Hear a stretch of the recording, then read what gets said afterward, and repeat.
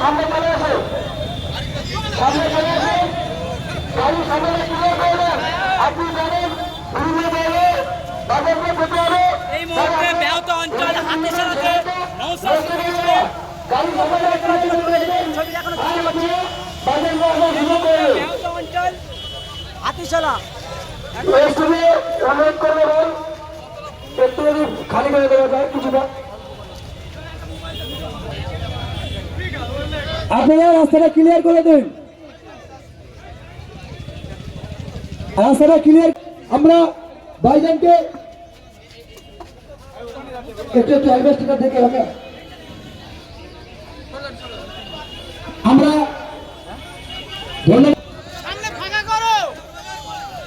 ধন্যবাদ বায়তা 2 নম্বর অঞ্চল কমিটি, যাদের উদ্যোগে আজকে এখানে পতাকা উত্তোলন আয়োজন করা হয়েছে। বসুন না, বসুন না, বসার জায়গা আছে, বসুন, আমি যাচ্ছি, বসুন।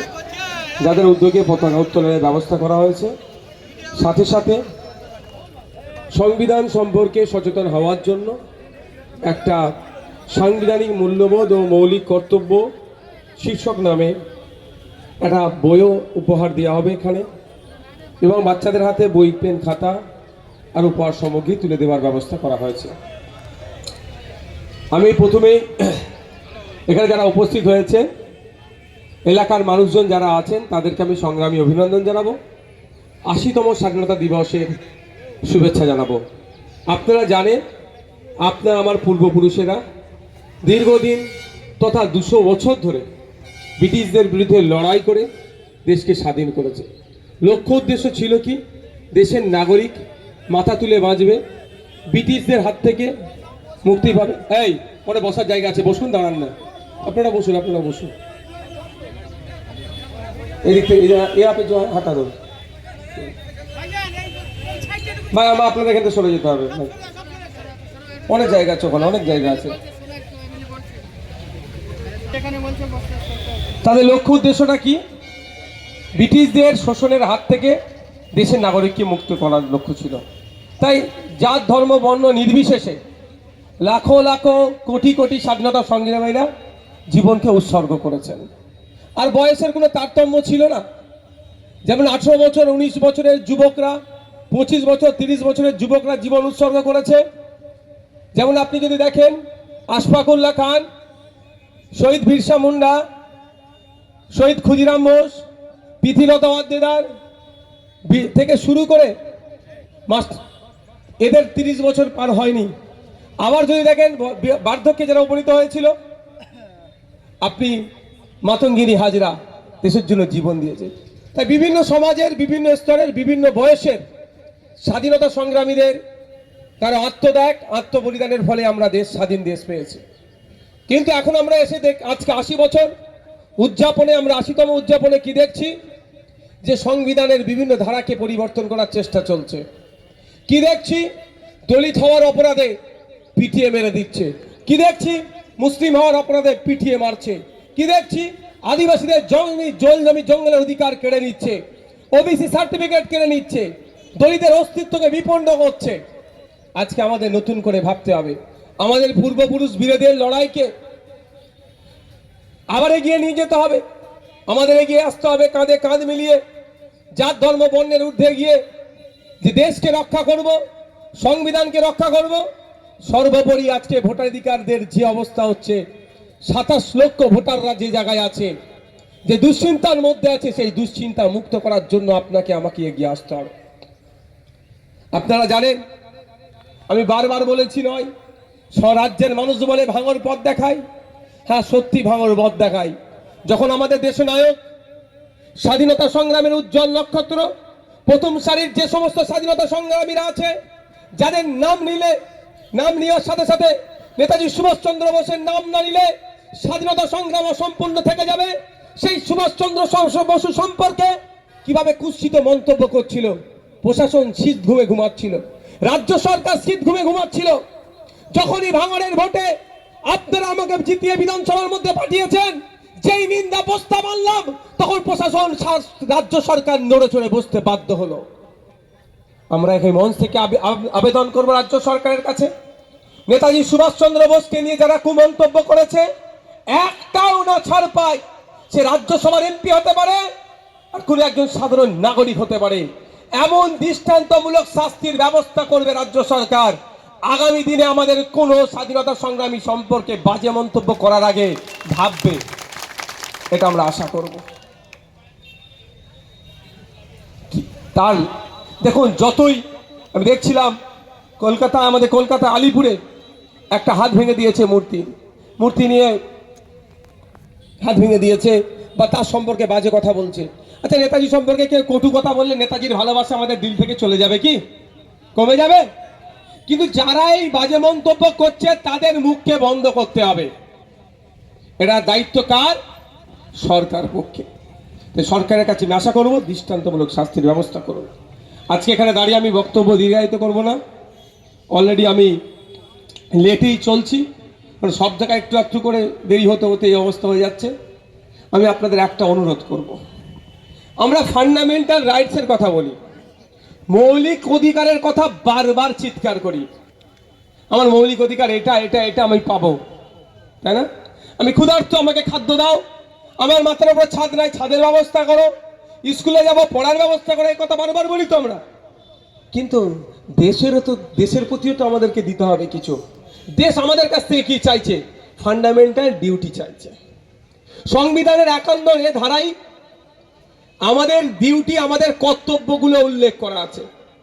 তাই আজকে এই স্বাধীনতা দিবস প্রাক্কালে দাঁড়িয়ে আপনাদের বলবো, আচ্ছা এখানে যারা আমরা দাঁড়িয়ে আছি বিভিন্ন পেশার সাথে যুক্ত, কিন্তু একটা জায়গায় আমরা সহমত, দেশ কিভাবে এগিয়ে যাবে, তাই তো ভাই? কে হিন্দু, কে মুসলমান, কে তৃণমূল, কে বিজেপি, কে সিপিএম, কে কংগ্রেস, কে আইএসএফ, আমরা হয়তো ভাগ আছি, কিন্তু একটা জায়গায় সবাই আমরা একমত হব, দেশকে কিভাবে এগিয়ে নিয়ে যেতে হবে। এখানে কি আমরা দ্বিমত পোষণ করব না। তাহলে একটা কাজ করলেই দেশ এগিয়ে যাবে। আমি আপনি যদি দায়িত্বশীল হই, আমি আপনি যদি কর্তব্য পরায়ণ হয়, আমি আপনি যদি দায়িত্বশীল নাগরিক হতে পারি, তাহলে দেশ একদিন পৃথিবীর শ্রেষ্ঠ আসনে উপনীত হবে, পৃথিবীকে পরিচালনা করবে আমার ভারতবর্ষ। আজকে আমাদেরকে এখান থেকে শপথ নিতে হবে।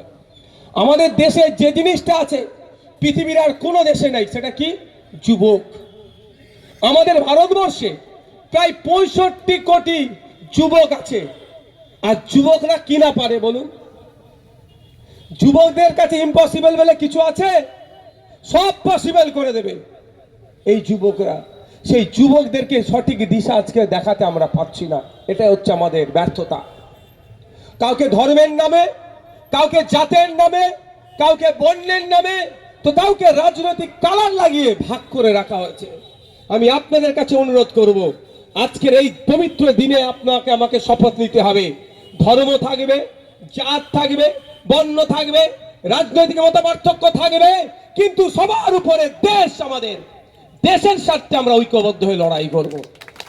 কাউকে ধর্ম ছাড়তে বলছি না, কাউকে রাজনীতি ছাড়তে বলছি না। যার যেটা ধর্মে ভালো লাগবে প্র্যাকটিস করবে, যার যে রাজনৈতিক দল ভালো লাগবে করবে, কিন্তু দেশের স্বার্থে আমাদের ঐক্যবদ্ধ হতে হবে, এক হতে হবে দেশকে এগিয়ে নিয়ে যাওয়ার জন্য। আজকে আমাদের প্রত্যেককে শপথ নিতে হবে। রাজি আছেন তো নাকি? আমি আপনাদের বলবো, সঠিক পথে থাকবেন, কেউ আটকাতে পারবে না।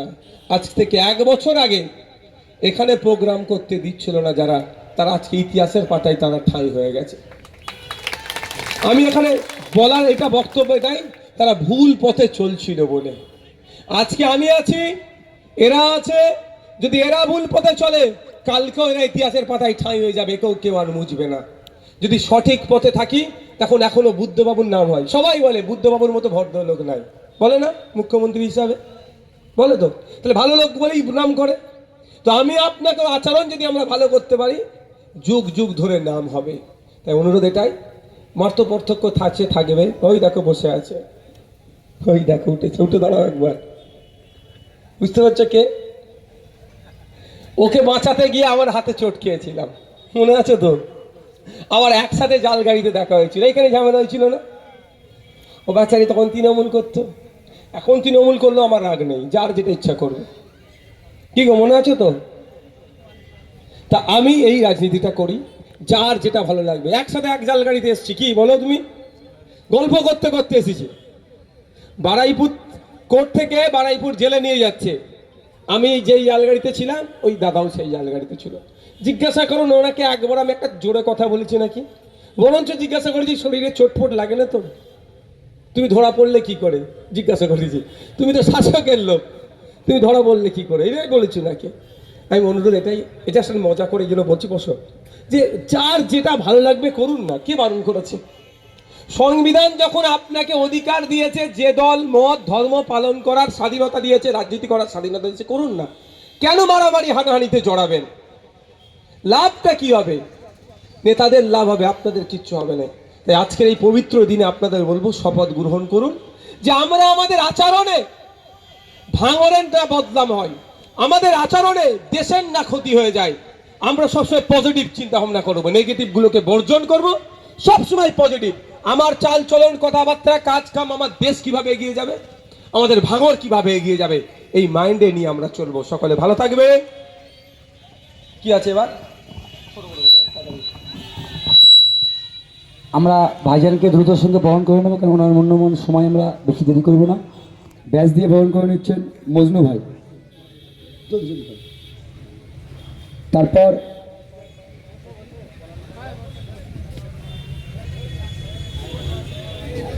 উত্তরী দিয়ে বরণ করে নেবেন দুজন, হাজি ইলিয়াস বাবু আর জালাল মোল্লা, দুজনে মিলে উত্তর দিয়ে বরণ করে নেবেন। এবং ফুলের তোড়া দিয়ে বরণ করে নেবেন নজরুল ভাই আর হান্নান বাবু, দীর্ঘদিনের আমাদের জেলে একসঙ্গে সাথী। তিনজন মিলে দাও, তিনজন মিলে দাও, তিনজন মিলে দাও, জোরে হাততালি। এবং আমরা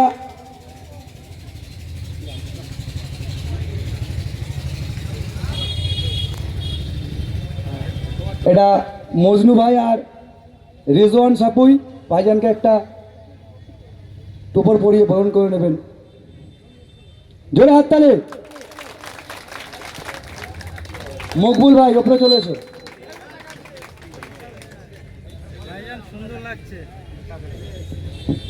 এখনই ভাইজানকে ছেড়ে দেবো। একটা দুটো কথা জাস্ট বলবো আমি।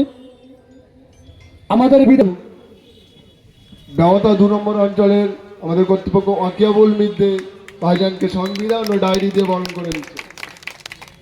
বস্তু বাবা ডায়েরিটা দিয়ে ভাইজানকে বরণ করছে।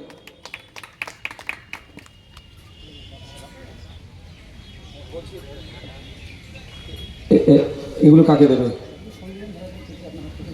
আচ্ছা, যারা বাচ্চা নয় বয়স্ক কয়েকজন উঠে আসে, আপনারা আসুন, 2-4 জন আসুন। আজকে সংবিধান সম্পর্কে সচেতন হতে হবে। হ্যাঁ ঠিক আছে, সংবিধান সম্পর্কে সচেতন হতে হবে। লাইন কয়েকজনের হাতে আমি তুলে দেবো, বাকি বাচ্চাদের হাতে পেন খাতা এগুলো তুলে দেবে। এটা বাচ্চাদের নয়, জোরে হাততালি। যে এত সুন্দর একটা পরিবেশ ভাঙন নয়, সারা ভারতবর্ষ পশ্চিমবাংলা জুড়ে করতে চেয়েছেন নওশাদ সিদ্দিকী ভাইজান। আমরা পরে দিচ্ছি একটু। জনগণ মন অধিনায়ক জয় হে भारत भाग्य विधाता पंजाब सिंधु गुजरात मराठा दाबिर उत्कल बंग बिंदु हिमाचल যমুনা गंगा उच्चल जलदित रंग तब शुभ नामे जागे तब शुभ आशीष मागे गाहे तब जय गाथा जनगण मन अधिनायक जय हे भारत भाग्य विधाता जय हे